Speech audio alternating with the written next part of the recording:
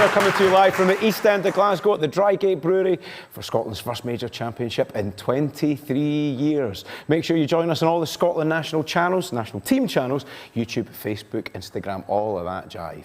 I'd also like to say, scottishfa.co.uk/donate. There's some brilliant stuff on there, including John McGinn's tape measure, everyone. It's signed. It's signed. We've got Darren Fletcher's signed strip and plenty of other stuff. And remember, you're supporting some great charities. Children's First and the Tartan Army Children's Charity. Only 35 hours to Scotland, England. The excitement is building, but this is what we've got today. Let's have a look. Oh, there he is. What a handsome man, that Ian Maxwell, is he? The journeyman, Queen's Park, Ross County, St Johnstone, St Mirren, and Partick Thistle former defender. More clubs than Rory McIlroy. He will be on the show. Nina Nesbitt as well, superstar. She's a massive talent, great pop star. She'll be joining us from London, our spy in the camp. Some predictions from some kids we've roped in to tell us what will happen against the old enemy tomorrow. And we will be live from the camp as well with Ché Adams today. Cannot wait to catch up with him. He made a great appearance as a sub on Monday at Hampden. Right, let's speak to a superstar musician, somebody I've known very well over the years. She's some talent. Nina Nesbitt, how are we, Nina? Hello. I'm good, how are you? Listen, Nina, before that is some home setup you've got there, a fancy camera, a bit of light on you as well. You've been doing a lot of this Zoom business, haven't you, over Done it before, haven't I? Here, listen, Nina, is it true it's about 30 degrees in London today, is that right? It's so hot, I've barely slept. There was a huge thunderstorm last night as well. It's all kicking off. Do you think that plays in our favour, Nina? The Scots down there tomorrow? I think so. We're used to it, you know? Yeah. It's more, listen, it's more of a danger for the Tartan Army, isn't it? Trafalgar Square in the sunshine. Yeah, for sure. I'm very burnt. My Scottish skin is absolutely not used to this weather, but it has been quite nice, I'm not going to lie. Listen, Nina, you're our spy in the camp. What's the mood like in down south at the moment? Are they getting a bit carried away with themselves again, the English? They're very confident, I'll say that. It's quite funny because my boyfriend's English and my mum's Swedish and we're living at home at the moment and it's like 3 different nations in one house. So I'm having to be really like strong in my support for Scotland because he's very cocky and he's like, England are going to win.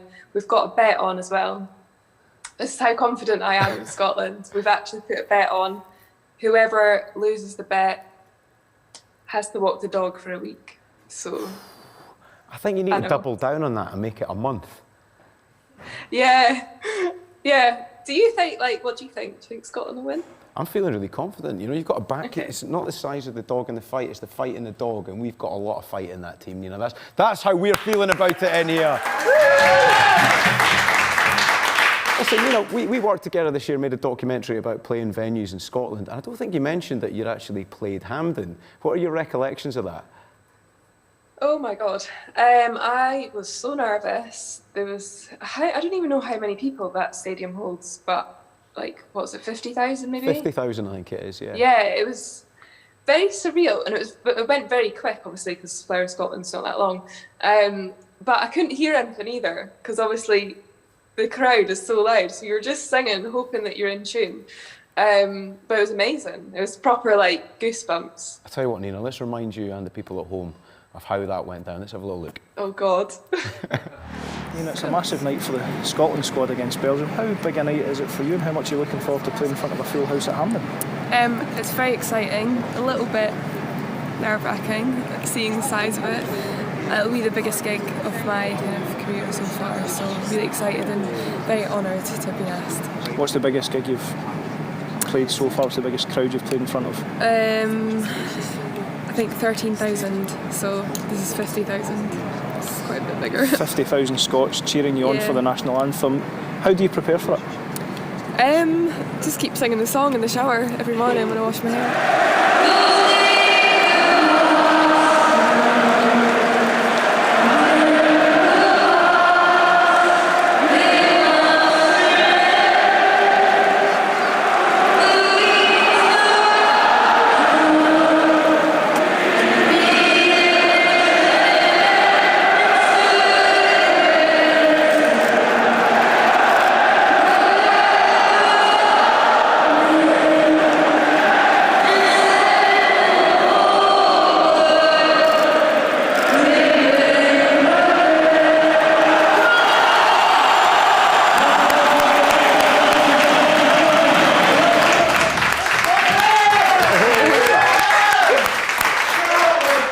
Goosebumps all over again, Nina. Did that give you a little bit of an emotional reaction seeing that again? Yeah, I can't. I think because of lockdown as well, I can't imagine being around that many people. It's quite weird. I think it's going to be amazing to finally like be in like a stadium that big again. Yeah. That is mad. That seems like so long ago now. Was it 8 years ago? 2013, I think it was. It's so encouraging though on Monday, wasn't it, Nina, to see crowds back in, because I'd imagine you'd be plotting tours and getting ready to go back out and play venues again. It must be exciting for you to see those people gathering and supporting the national team. Yeah, definitely. I'd love to come down to a game, you know, in Scotland in future. I feel like I'm not really like that big into football, but I think because Scotland haven't been in the Euros for so long, I've really got into it this time, and I'm like, oh, wouldn't mind going to a game. So yeah, I just think the atmosphere of it as well. I think it's so special after being locked in your house for a year. Yeah, Nina, one of the things we talked about when we did that documentary was nerves, you know, and getting stage fright. This is probably one of the biggest games a lot of these boys will play against the old enemy in terms of the spotlight that's on them. How would you advise them to handle those pre-match nerves? Oh God. Any tips? I couldn't imagine playing a game of football, I'm not gonna lie. That would be pretty nerve-wracking. I think it's quite nice that they're a team. They've got each other. Do you know what I mean? They can like hype each other up.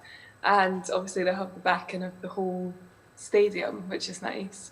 But yeah, I don't know. Once you get on there, I think like once you get on stage, the adrenaline sort of takes over.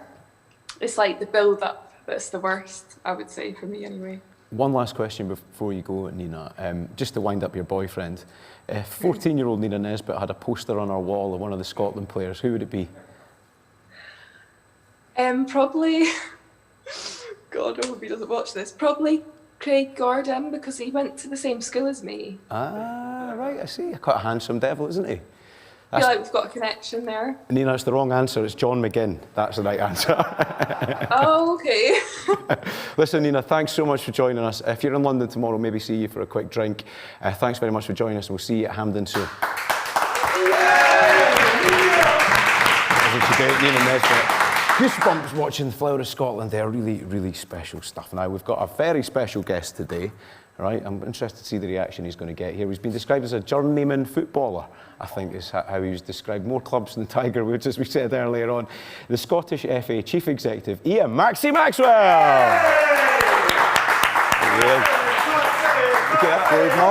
Good morning. Maxie. I'm not having journeyman. You're not having that? No, 5 clubs. It's written down here. That's I'll give you the not name journeyman. of who wrote it down. Broadfoot.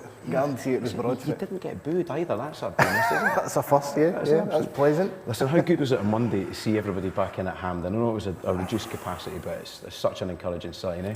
Massively encouraging, yeah. I mean, everybody wants to see fans back in football matches. Yeah. They want to be there, the players want them to be there. You know, everybody wants to see that. That's how football should be played. It's been a long time coming. Obviously, there's been a huge amount of preparation that's gone into the Euros. It was touch and go about fans being in the stadium at all, and we're delighted that we're able to make it, and I think everybody enjoyed it. You know, the feedback's been really positive. I want to be mega positive about it as well. We had loads of chances, didn't we? But it's dead easy to focus on stuff that goes wrong, but yeah, you know, we could have had 3 or 4.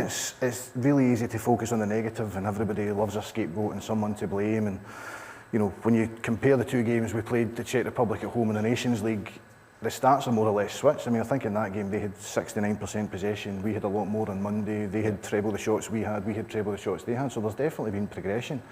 And on another day, we take a couple of chances and we're coming away with a victory and everybody's happy. But that's not how football works, unfortunately. You don't always get what you deserve out of matches. But I think there was definitely positives in the performance. You're going down tomorrow. Will Yep. you manage to behave yourself if we get an early goal at Wembley? No. No. Absolutely not. No, I think all bets are off. It's a Scotland-England game, so we're going down to cheer on the team. What time are you off tomorrow? Are you getting down early? Early flight, yeah. We're flying down, I think, 10 o'clock in the morning into Heathrow, and we'll take it from there. So really, really looking forward to it. How much would you have loved to play for Scotland in a game like this tomorrow? It would be incredible. I mean, anybody that's played sport at any level, you know, the pinnacle is obviously playing for your national team. Unfortunately, as a journeyman pro, I was never anywhere near it. But you know, it would be fantastic to play it. And you relate back to the big games that you played in. I mean, I didn't play at this at international level, obviously, but played in games that won leagues and won cups and stuff like that. And you remember those feelings, and I mean, it must be amplified so much for the national players playing against England. Who's the best you played against, and who's the best you played with? The best I played against, I remember I was at Queen's Park just starting out and we played a friendly against Rangers and I was a centre half and Mark Hateley was playing up front for Rangers and he threw me about. Did he? Oh, for 90 minutes, like a Just rag pull doll. on that ponytail he had. Like, I know, I couldn't get close enough. I couldn't get close What was enough. the score? He was good. Oh, I can't remember. I think it was a convincing victory for them. Listen, we were, it was second division. I mean, that's how long ago it was. It was only 3 divisions at that point. Best I played with, it's a good question. I mean, I played with guys, obviously I played with Ché Adams at St Mirren, who went on and had a fantastic career and played for big clubs. Paul Hartley was a really good player and played with him at St Johnstone. And in terms of someone who was in a team with me at that time that I thought, you know what, he's a really, really top player. Probably Paul's up there with the best. There'll be a few guys sitting watching this absolutely slaughter me. I imagine my phone's going daft at the moment. Honourable mention for Simon Donnelly. Obviously, Great obviously. player. Great player. Right, let's have a little look down memory lane actually with you, Maxie. Got some pictures here. There you go, as you mentioned, Ché Adams with hair. Ché Adams with hair, yeah. He did well. He didn't play a huge amount for St Mirren. He played in a lot of the bigger games, and then he went back to Rangers just at the time that Paul Le Guen was there, and had obviously a really good career out the back of that. Was there a little bit of peroxide in your hair there, by the way? That might have been a wee highlight period. It might have been. You've got to try everything. What is going on here? I think we know, don't we? That was one of those days that you just look back on and go, how did this happen? Because I remember that the mascot. We'd obviously seen graphics of the mascot and we knew that it was being designed and it was on the logo on the front of the shirt. And I remember the kit arrived on the day and we had someone obviously wearing it. Did some photos, did a bit with Mike Wilkins and Kingsford Capital, who were the sponsors at the time, went back up to the office and sat down, and I think it was the 7th most tweeted thing in the world on the day that we launched it. It's Partick Thistle's mascot. It's phenomenal. It was absolutely incredible. And people still, I mean, he was on 8 out of 10 cats. The weirdest thing was, we actually auditioned for the person that was inside the suit. So it was a guy called Craig Dunn, who's a massive Thistle fan, and he came into an audition with 2 or 3 at the board and sang a song and put a lot into this interview to actually be the guy that wears the Kingsley suit. That's how much it meant to the Thistle support, but it was incredible. Imagine being the guy that came second. And tell us a little bit of this one. So that was St Mirren. I think I remember that game. We played Hibs at Love Street, and I scored with, some might describe it as a bad cross. But it flowed. I think it was Macalambi was the goalie at the time. Yeah, it would have been Yves Macalamity, as we called him at Hibs. Yeah, he was 7'4" or something, and I've just not quite caught a cross right, and it's just lobbed over him in at the back post. But obviously you claim everything you can get. Yeah, you just gone into a size 36 short in that picture as well, eh? Did I go down at that point? Right, we're going to have a game of darts. I really need a favour from you here, Maxie, because my father-in-law, Big Leishman, is top of the leaderboard, and I believe you're in a darts league at Partick Thistle, is that right? We had a bit of a darts competition. Myself, Simon Donnelly and Ian McCall were the 3 that were in the darts competition at lunchtime. I don't remember who was the best, I just remember Ian McCall was the worst. Right, choose your weapons. I think there's some there. And I'd like to say 96 is the score to beat from the Provost to Fife. There's quite a lot of money riding on you today, not that we encourage gambling at the Scottish FA. Can I get Lewis Irons to count mine? Exactly. Is that possible? As we said, foundation mass at standard grade, Lewis Irons.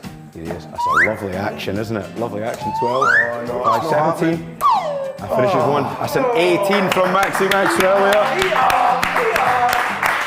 Not great. Did I go for the wall? I'm afraid you get to sign the wall as well, but you can. I'm going to keep an eye on what you write down there because I've been told to watch this. I'm going to go next to Josh. Excellent stuff there, Ian Maxwell. How about that? With a lovely 18, excellent effort. Cheers, Maxie. Right, we're going to get the hype going right now with some predictions from some kids.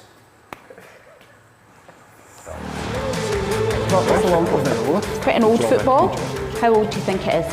4. You think it's 4? I think it's 4 years old, okay? 200 years old. 200 years old, that's a good guess. A million.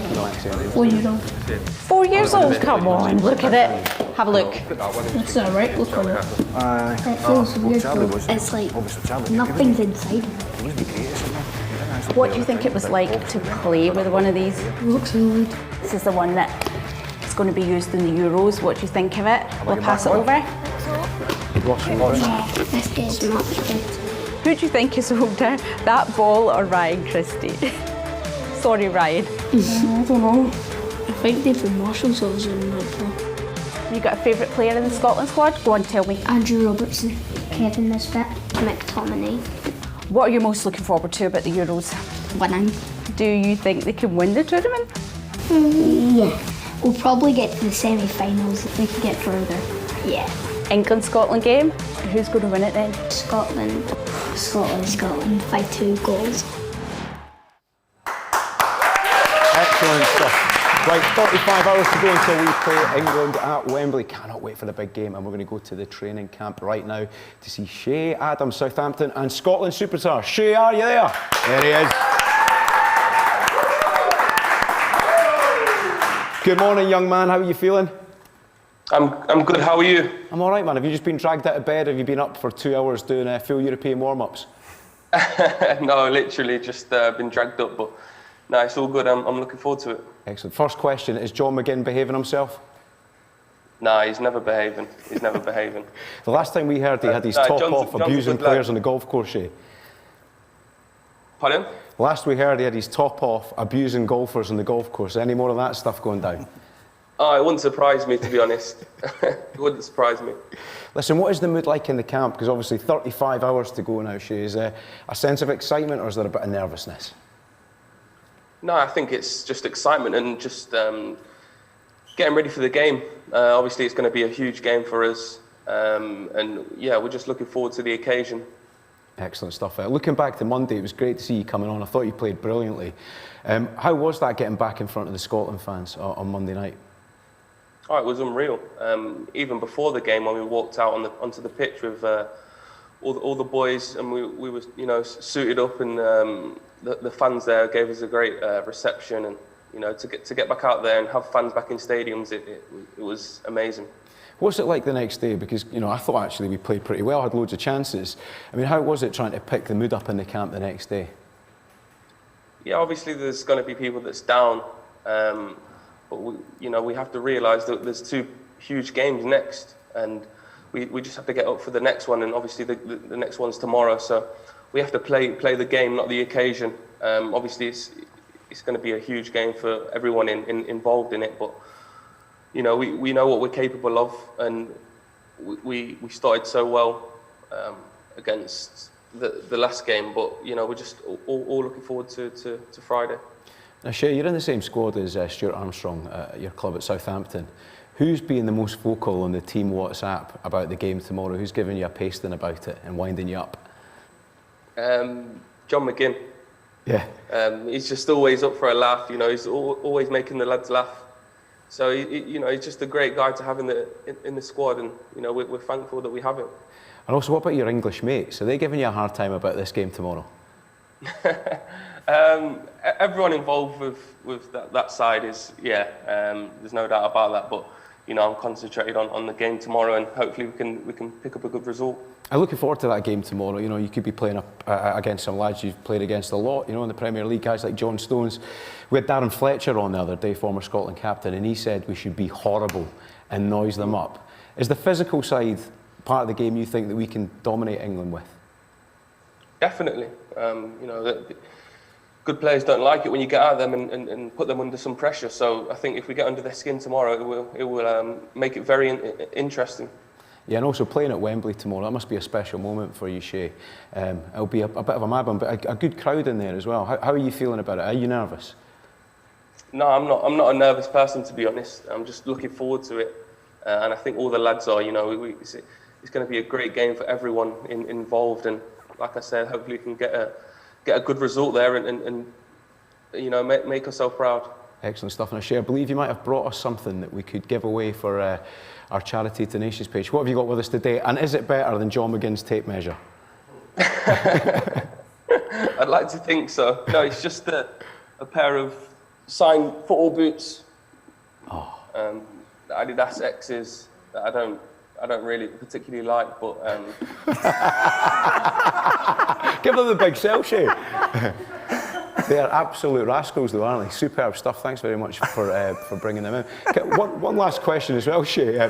What does John McGinn use his tape measure for? Oh, you'll have to ask him. That's a sensible and very clever answer. Ché, listen, best of luck tomorrow, right? We're all right behind you. We're looking forward to a big performance. and excited about it. Go for it, big man. Thank you.